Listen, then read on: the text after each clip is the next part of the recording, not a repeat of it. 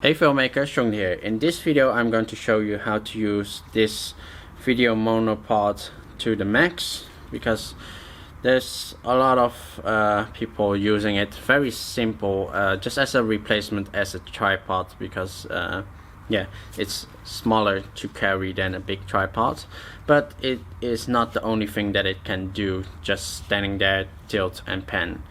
There is also one thing that's quite easy to do with it is a fake slider shot, which I do use quite a lot.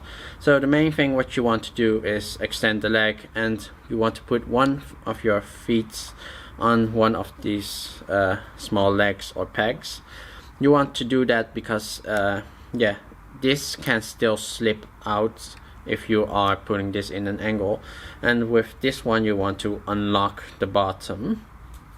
So the main thing is to put one foot on one of the legs so it does not move about the bottom, and that be stable.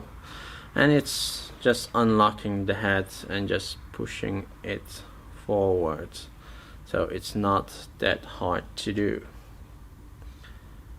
And also a thing is to put this handle more towards the center instead of that it's quite on the sideways.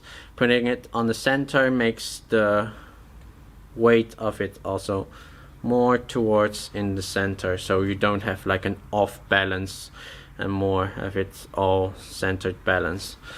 The other thing is putting this in the middle, more towards the middle, and also you want to put it nicely against your chest. So the thing is, when you do that, you have this as an extra point of contact, so you can hold it like this and push it onto your chest, and that gives you an extra point of contact to hold it more steady.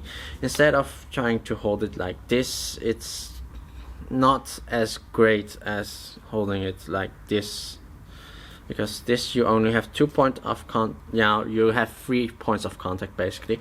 You have both of your hands and on the ground, but if you have it like this, it means you have an even more extra point of contact. It means you have 4 points of contact to hold it more stable. However, yeah, these are quite simple tricks to do and enable you to have like a nice simple hold. Another trick that I use, I have not seen that many people using it, only people that have seen me using it afterwards have tried to use it, but there is a little bit of a trick to it. The trick is using this as a jib. So the thing you want to do is the movement of the jib, of moving it down. The thing is, you have to look very carefully at me. I'm not moving my arms, I'm moving my upper body. You might think, why not you move your arms?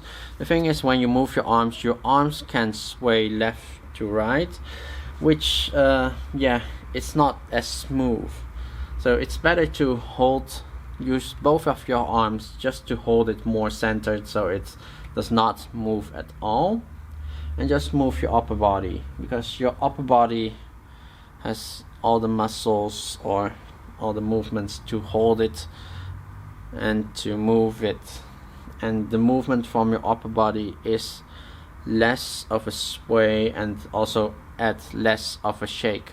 Also, don't try and walk like this, because it's not going to be smooth at all, because your legs are going to add a lot of yeah, a lot of shakes to it. So the nice thing is you can do like a nice over something and then like pull up, so it looks like there's a crane or a crane that goes up, so you see a shot of something close down and then go to a bigger shot further away. So for this I often use a very wide angle lens like my 10-22, so you don't have to refocus at all. But if you want to have something that is in focus and then go out of focus in this way, you can do it too. The other thing is over crowd shot. You can extend this and then move it over a crowd, and then I suggest yeah, not doing this up and down for above a crowd, because I don't think that is really quite interesting. It's more interesting to rotate. So don't rotate with your arms, because that is not going to be as smooth. Just rotate your upper body, and that is also mainly enough of a movement.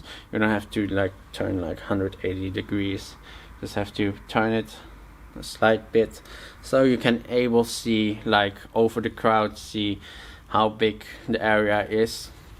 Because like you can also just hold it as high as possible, get a nice over the crowd shot, use both arms to hold it and push it against your chest and just hold it, and you can get like really high up shots, and shots that basically looks like that you're using a drone, but you're not using a drone at all, which is quite interesting.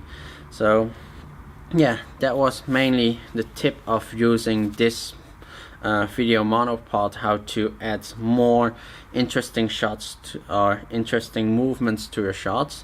So I also suggest this way more than a shoulder rig, because you can't get those shots that I just said, and yeah, all those interesting things that you can do with a video monopod. While with a shoulder rig, it's mainly on your shoulder and not high above the crowds, and able to fake a slider shots or any of the overhead shots movements.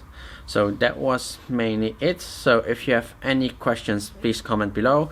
If you want to see more upcoming videos, please subscribe, and I'll hope to see you the next time. Bye bye.